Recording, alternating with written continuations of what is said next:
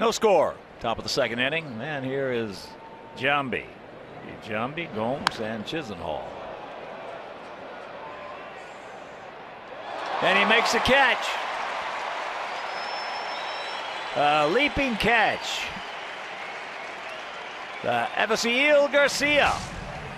Well, Giambi, who's used to pinch hitting, looking for the first ball fastball. He got it and just caught it off the end of the bat. Garcia goes back, times it well, and makes the catch with about 2 feet to spare before he hits the wall.